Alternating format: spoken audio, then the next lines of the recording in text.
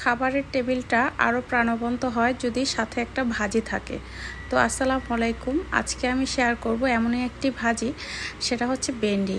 ভেন্ডি কিন্তু আমাদের শরীরের জন্য খুবই দরকারি এবং গরমের দিনে এই সবজিটা কিন্তু দারুণ উপকারী। তো ভেন্ডিগুলো খুবই কচি, তো আমি এই যে এইভাবে প্রথমে আগে পেঁয়াজ কাঁচামরিচ কেটে নিয়েছি। কেউ একটু সামান্য একটু ভেজে নিতে পারেন, আবার একসাথেও কিন্তু ভেন্ডির সাথেও দিয়ে দিতে পারেন। তো এই যে আমি সবসময় যেভাবে ভাজি করি সেটাই শেয়ার করলাম।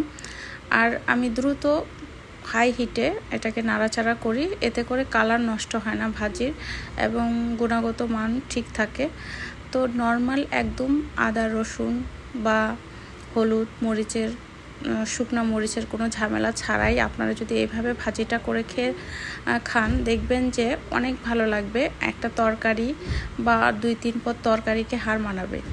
তো আজকের ভাজিটা কেমন হয়েছে কমেন্ট করবেন, ভালো লাগলে অবশ্যই লাইক দিবেন। সবার জন্য অনেক অনেক শুভকামনা। আল্লাহ হাফেজ।